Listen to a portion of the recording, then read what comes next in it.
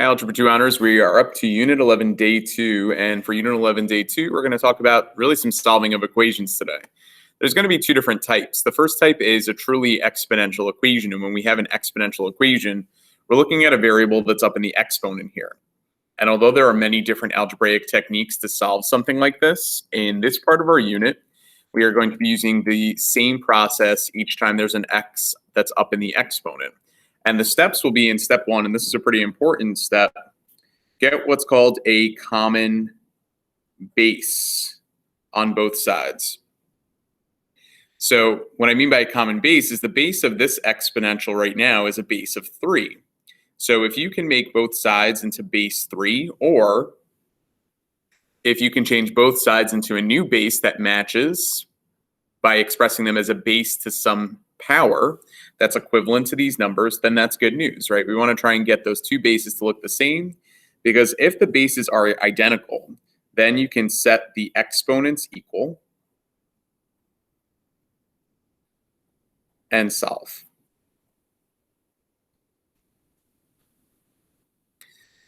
So we'll start off, I think, pretty easy to get started, and then we'll kind of build from here. So if I look at the first example, 3 to the 2x equals 9, I hope what's standing out to you is that you can express 9 as 3 to some power. So 3 to the 2x, I'm going to leave that side alone, but be careful here. Don't think of this as 3 times 3, right? Because students will commonly write that this is 3 cubed, but 9 is really 3 squared. So once I change this side to 3 squared, I've done that first step of getting a common base on both sides. And if 3 to the 2x equals 3 to the second, if those bases match, then those exponents have to be equal as well. So now you can just set the exponents equal, 2x equals 2, and therefore x must equal 1. As far as checking equations of this form goes, there's not going to be any restricted values like we've been used to in other types of equations. But I think it's worth your time to think about even just plugging it in your head. 2 times 1 is 2, 3 squared. Yep, that's in fact 9 in this case. So maybe we could have reasoned our way through that without doing this part of the process of getting a common base for this example. But I think it does greatly help you to have that skill for ones that aren't that easy. So in the next example, let's solve 125 raised to the x plus 3 power. And then when does that equal 25? Okay, so for this one, it's not going to be very easy for us to make, let's say, the side with 125, shrink it down to base 25. Because if you're thinking, well, let's start with like 25 to the second power. 25 squared is already way too big. So in order to make this a base 25, that's going to be pretty challenging for us. So what I'm going to recommend is that let's change both sides to another base that we can express hopefully pretty easily. And when you're seeing these 5s, I'm hoping what's standing out to you is let's choose base 5 to change both sides into. So it's probably pretty clear to you that 5 squared is 25. On the other side, I'm hoping it's sort of just as clear that 5 to the third is 125. So we've got a common base of 5. Now, what do I do with the 3 that I just introduced as my exponent? Because 5 cubed is 125. What do I do with the exponent that's already up there?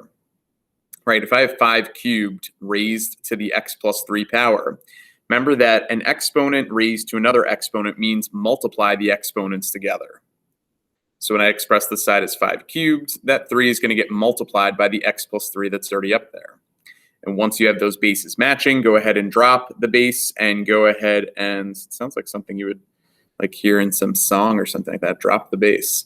All right, 3x plus 9 is equal to 2 then, and then subtract the 9 over, 3x is equal to negative 7, and therefore x equals negative 7 thirds. Okay, and even if it's not as easy to check in your head, because this one I guess I don't really think is that easy to check in your head. You'd have to do negative 7 thirds plus 3, which winds up being 2 thirds. I guess it's maybe not that bad, right? So 125 to the 2 thirds, it's the cube root of this squared. Yeah, I mean, it actually will come out to be 25 if you use all the exponent rules that we know. But let's try it out. 125 raised to the, if you want to even do a fancy fraction, we can make this negative 7 thirds. And if you don't want to do all the adding of 3 in your head, let's see if we can do all that and get 25. There we go. So certainly I think there's, benefits to being able to check quickly by plugging back in your head. But in this case, it's just as easy to type it into the calculator as well. Okay, let's do another one. Let's do something like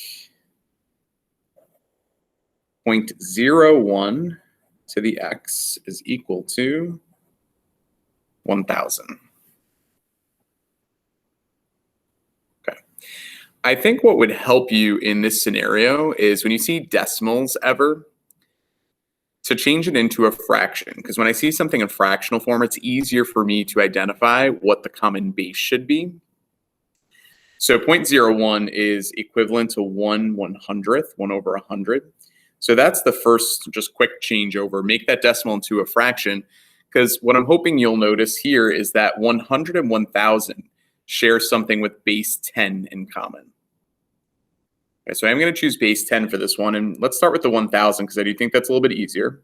1,000 on the other side of the equation is 10 to the third. And of course, while you're getting used to this process, check that out on the calculator, make sure that that all makes sense. But 1 over 100, if you're thinking 100 is 10 squared, how do I get 1 over 100?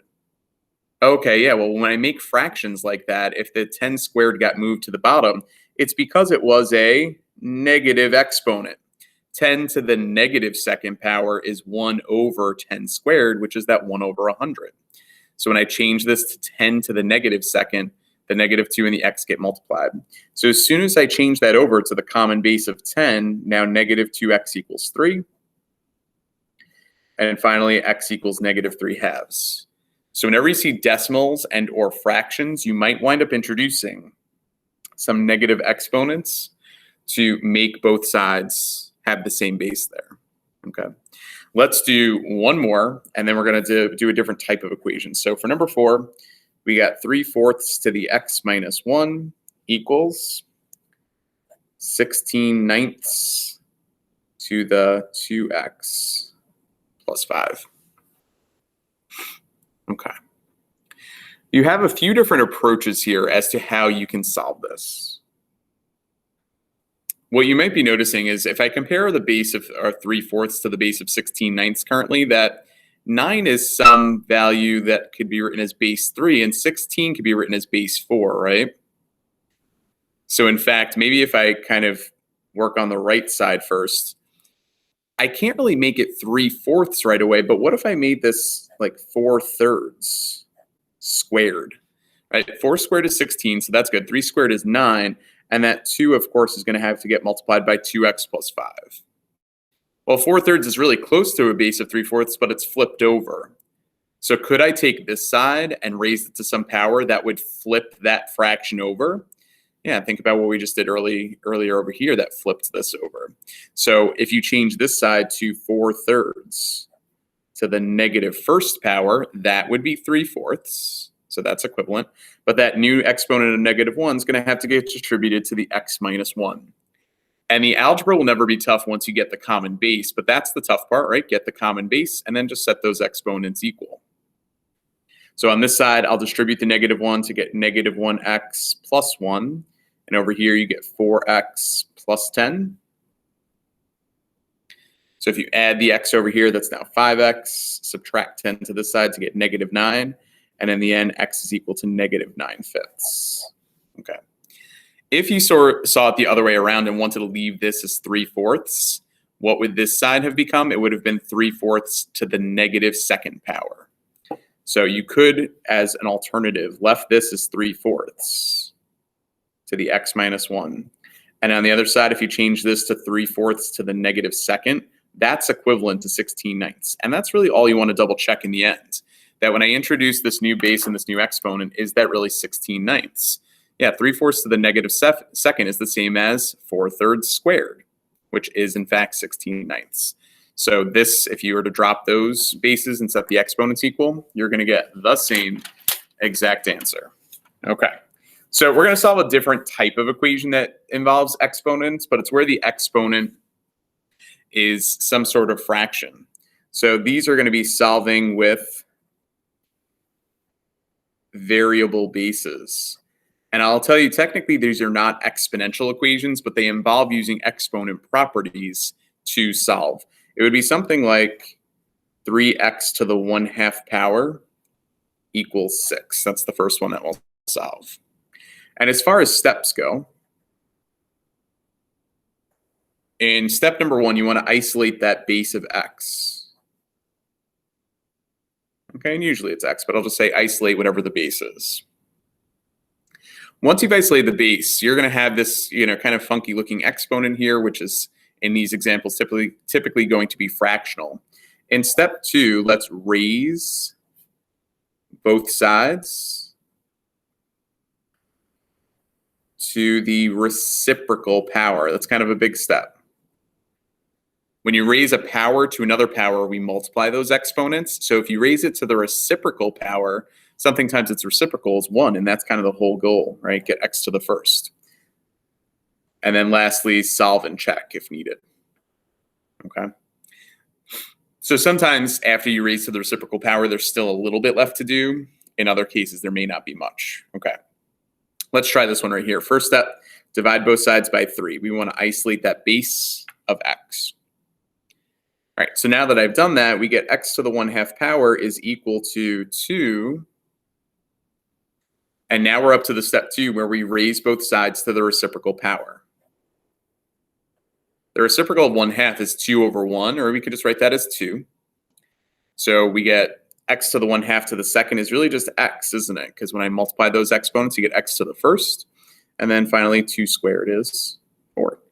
So this quick solution to number 1 is that x equals 4. Remember that technically x to the 1/2 is the same thing as radical x equals 2. And you would know that if it was a radical equation, you would still square both sides to get rid of the radical, which would give you the solution x equals 4. I probably won't be converting over to radical form at any point in these questions, but just to make that quick connection in number 1, we can approach it from that perspective as well.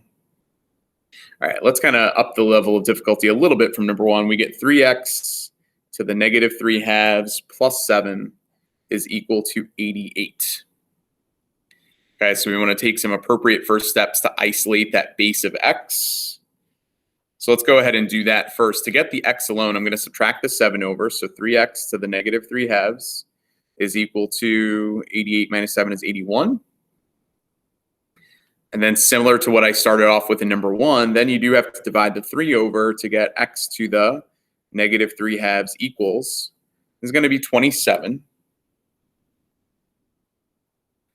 And now at this point, we have to raise both sides. We're up to step 2, raise both sides to that reciprocal power.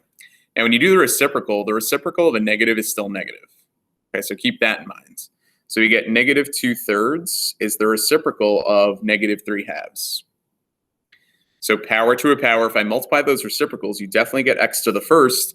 Now I have to do 27 to the negative 2/3. Well, I can do that without a calculator. It's 1 over 27 to the 2/3 first and foremost, right? Make it into a positive exponent, which is 1 over the cube root of 27 squared if I change it to radical form.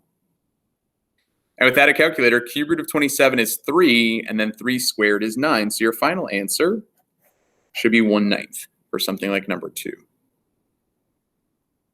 Okay, so a little bit more complicated. I mean, not that many extra steps to get x alone, but when I raise both sides to that reciprocal power, just making sure we simplify that carefully to get down to the final answer of 1/9.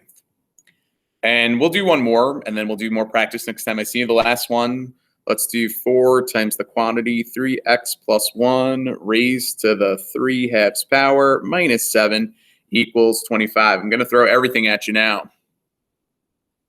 Okay, so if you can do this one, you can pretty much do any other example similar to this.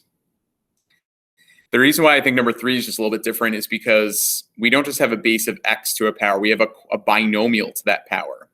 So when I say isolate the base of x, the base in this case is this whole binomial. I want to get that by itself first. So I would add the 7 to the other side, 4 times 3x plus 1 to the 3/2 equals on this side now a 32. And I know you would never attempt to do this anyway, but don't distribute this 4 in. That would be really bad news because you have to do exponents before you multiply according to PEMDAS. So you do have to divide that 4 to the other side. And when I do that, luckily 32 over 4 is a nice number. It's 8. And I think the stage that you really want to make sure you're getting kind of nice values in is at this stage when I now raise both sides to the reciprocal power. So the reciprocal of 3/2 is 2/3. And I know that what happens on the left side is the 3/2 and the 2/3 multiplied to just now an exponent of 1. But notice how I'm still left with the binomial 3x plus 1. Okay, 3x plus 1 to the first is just 3x plus 1. And what's 8 to the 2/3 power? It's the cube root of 8 squared. Cube root of 8 is 2, 2 squared is 4. And I'm going to challenge you to try and really do that step without the calculator, because this is something that, if we're really good with cube roots and square roots and things like that, we should be able to evaluate those pretty quickly. So finally, subtract the 1 to the other side to get 3x equals 3, and then finally, x equals 1. And I bet we could check it. I don't know. This is the last one I'll check for you. So if we do 4 parentheses, 3 times my answer of 1 plus 1 raised to the 3/2 power.